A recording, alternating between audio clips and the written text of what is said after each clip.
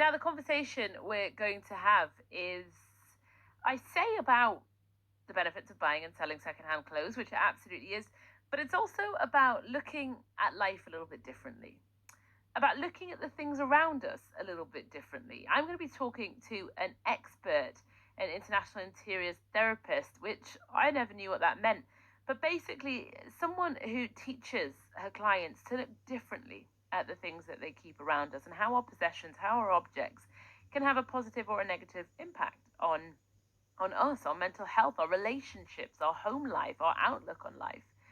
And she is all about hints, tips, practical, tangible things that we can do to create a home which nurtures and supports us living in that home, and how we can all live happier, healthier lives, which is always something that everyone is up for, I believe. This isn't just about buying and selling secondhand clothes. This is about healthier, happier, sustainable lives that we can all live.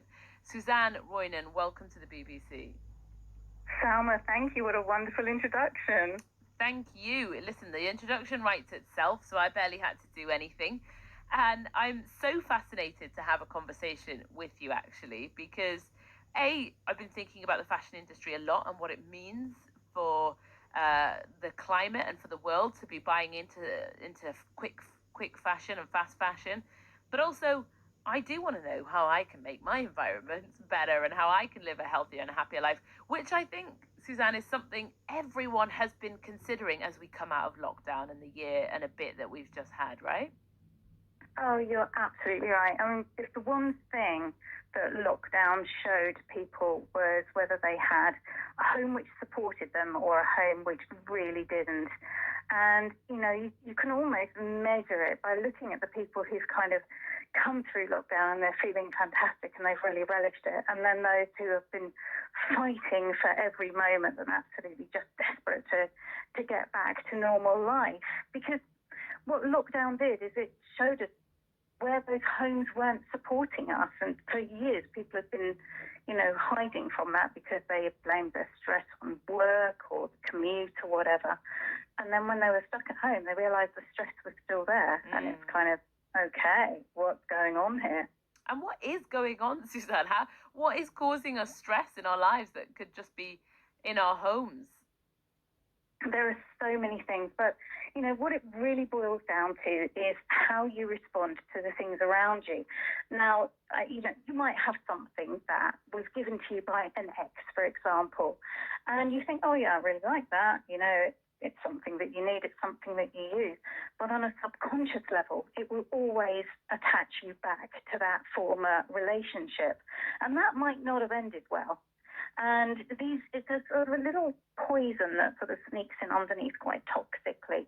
And there can be all kinds of things like that. The photos, there might be this most amazing photograph of you, which you absolutely love. But when you look at it, you see the person who was on the other side of the camera. And again, that might not now be a healthy relationship to think back on. So those are two obvious things, but then there are, people that we've lost, and there's a great deal of sadness, some things which relate to a lost parent or a lost loved one can really fill our hearts with, extreme joy. But then if you're feeling really, really sad about it, then they're going to bring you down. And, these are the things that I'm looking for when I'm working with my clients at a very, very simple level. And then when we get in a bit deeper, we go into the art and what it means to them and all sorts of things like that. So it's absolutely fascinating, and I really love it, as you can probably tell. I can hear the passion for it in your voice. And my question is, how is this your area of expertise? What led you? I love that it is, but it's not a usual career path. It's not one we all said when we were kids, when I grow up, I want to be. How did you end up here? Isn't that so weird? Yeah, it's been 25 years in the making. I first got interested in feng shui all that time ago. The original books that came to the UK didn't give us the whole story, and I couldn't understand why it didn't work. So digging in a little bit deeper, I discovered how important it is to deal with clutter. And that was a huge step. So there was lots of decluttering along with the day job. And then I realised that there was more to it even than that. I then trained as a life coach, and I got into it even more deeply. research, tested things out with people, learned from the experiences I had with my clients and my friends and my family, and saw these same patterns coming through over and over again, and realized that there was a lot more to it than any of the books were telling me. So I pulled it all together. I love that you just say that so casually. So I pulled it all together. I mean, it sounds casual, but the massive, massive amount of expertise and knowledge that you're pulling together. Tell me, Suzanne, is your house the most zen, calm, wonderful, empowering environment? Because I feel like it would be. Or is it a case of, cobblers' wives go barefoot and actually everyone else's house is in order and yours doesn't get in order?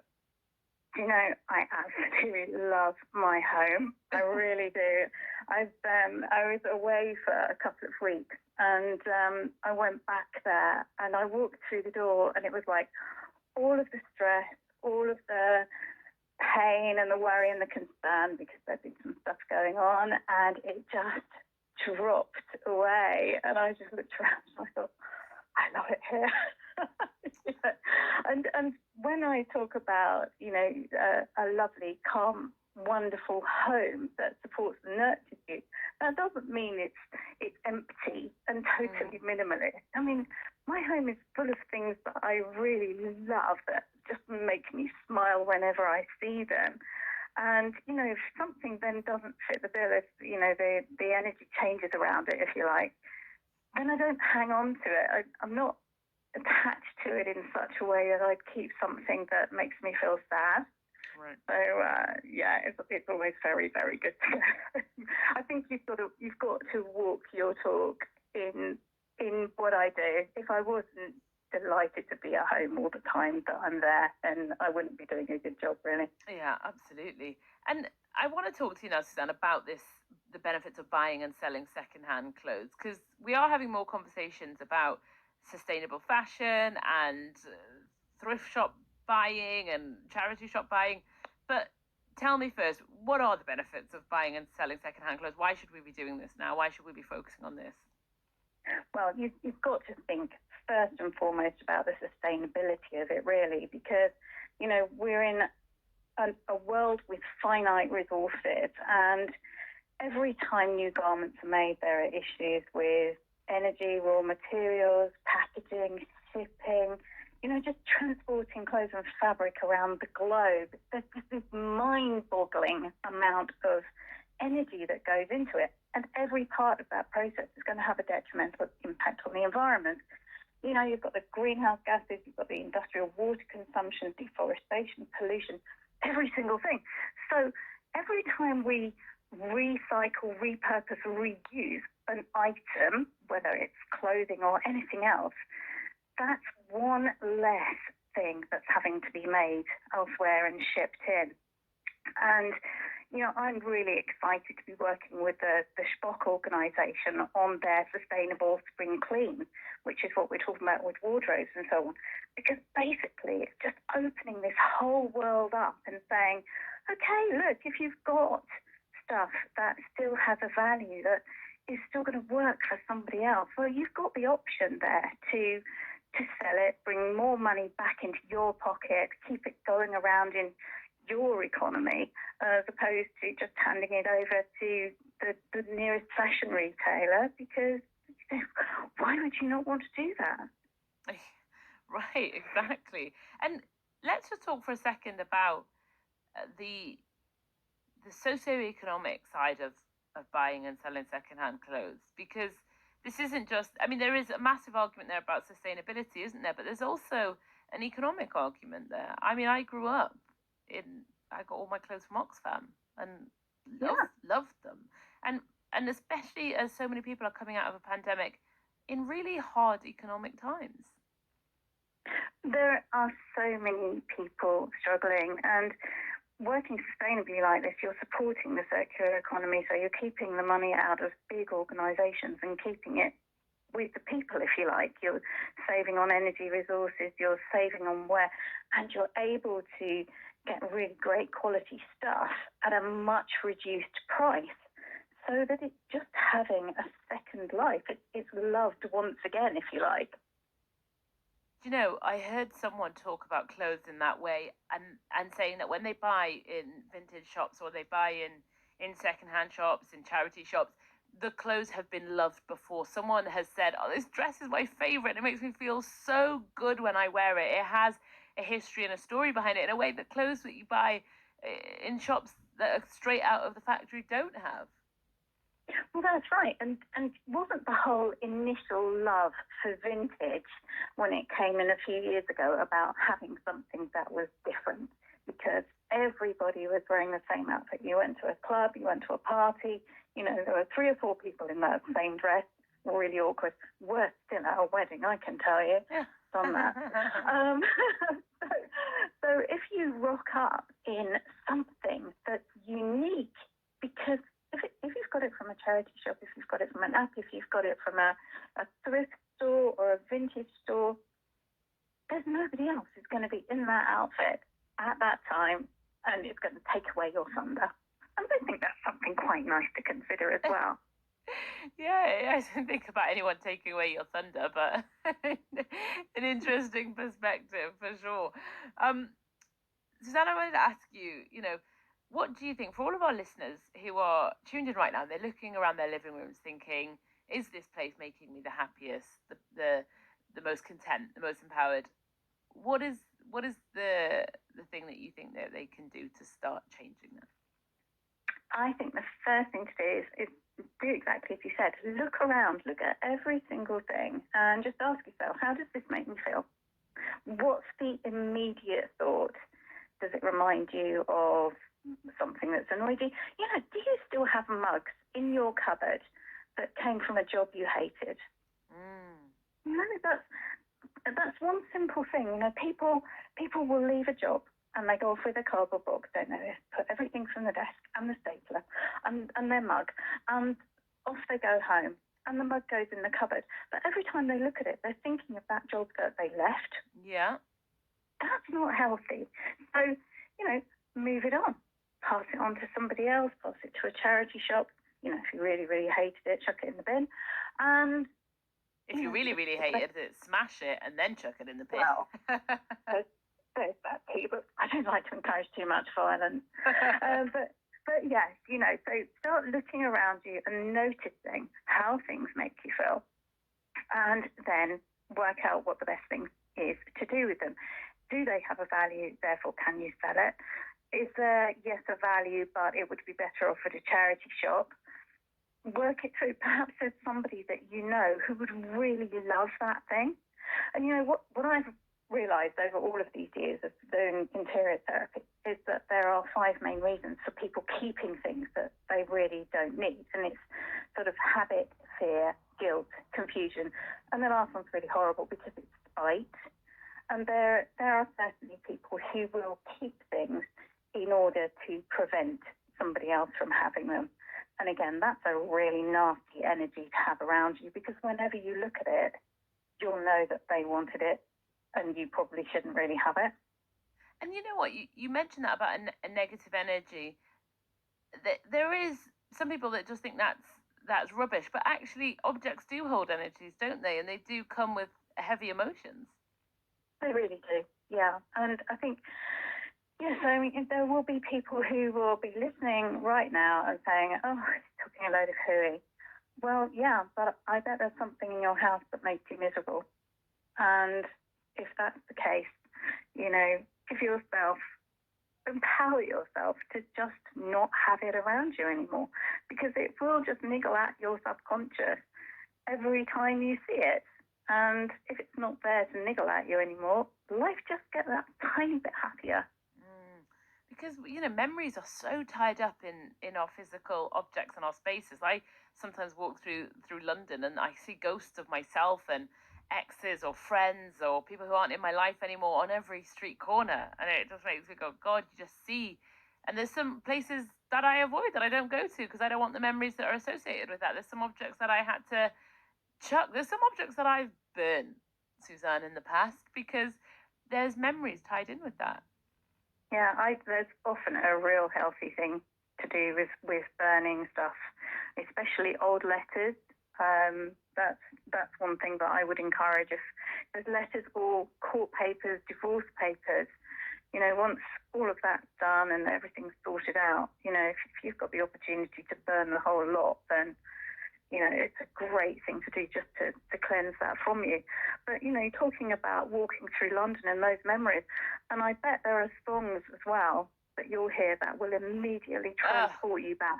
Yeah, when absolutely. When you were 14 and, looking in the mirror. Bit of Avril Lavigne. Yeah. It's a bit more 80s for me, but yes, I can literally hear a song and be whisked back to a point. And it's the same with things that we own. The thing at the back of the drawer, the clothes, the photographs, almost anything. The things that are in your home that you've got so used to that you just simply don't notice them anymore.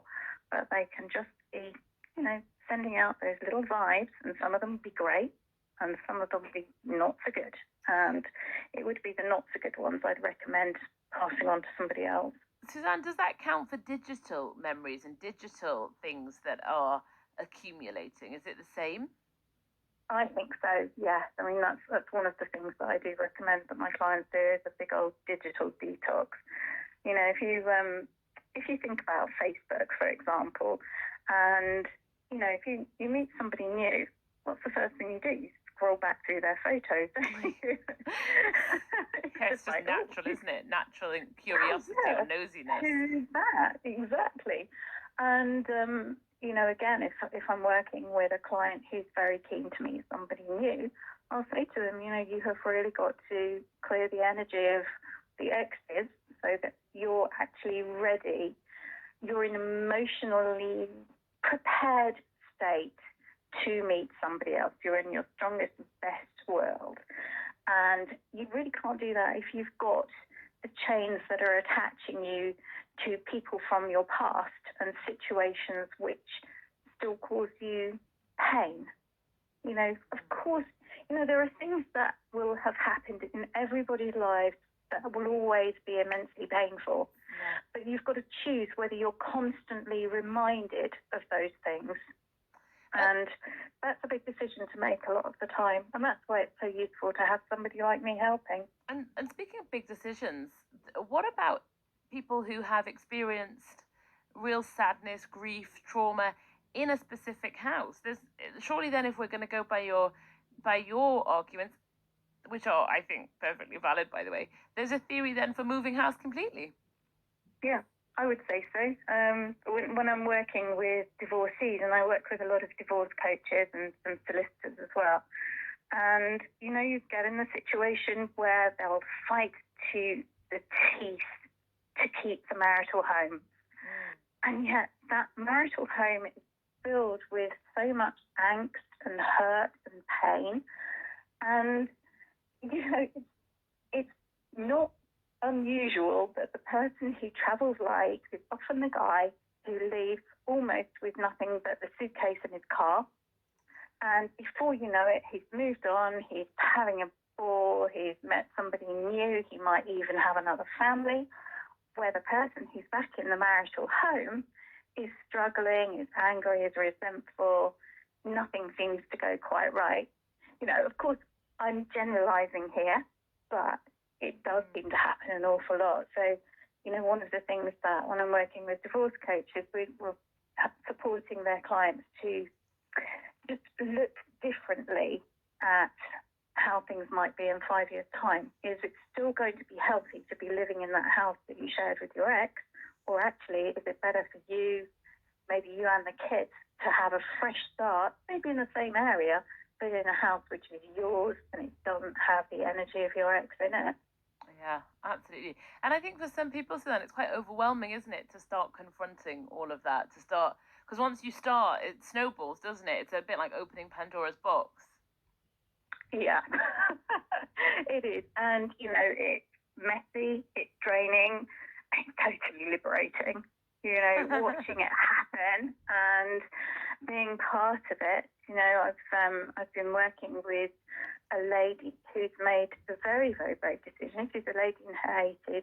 She made the brave decision to work through her clutter now instead of leaving it until it's too late. And, so this, aside from the fact that she's obviously not as mobile as some other people are, it's a huge thing for her, and it's bringing up all sorts of memories. But at the same time, she's now got this space, which is amazing. It's even though it's completely the same place, nothing has changed in terms of the furniture or anything like that. It's lighter, it's brighter. She's feeling more positive, more bouncy, and it's going to make a world of difference to her family as well, because she's now selecting the things that really matter, that really hold precious memories. We're seeing the woods and not a whole load of trees, Totally. So that's been amazing. It's just been such an honour to work on that project. It's not the first one I've done like this. I've worked with a couple of very elderly gentlemen, perhaps in their 90s, who wanted to do the same thing, to, have the stuff that really matters to be there, and then just not to live surrounded by the debris of, 90 years of existence. 90 years of existence. That sounds heavy when you put it like that, doesn't it? Oh, but they're also lovely. I mean, that's the amazing thing. I mean, what an honour to work with these people. And, to know that the time that they then spend with their family isn't about, being weighed down with all of this stuff. It's just about enjoying it. Absolutely. Suzanne, I'm going to go home now and think about all of my things that are surrounding me and what that means. And I'll be doing a serious audit. To have inspired you. Yeah, absolutely. Suzanne Roynan, it's been so lovely chatting to you. Thank you so much for your time. And you, Selma, have a lovely evening. Good night now.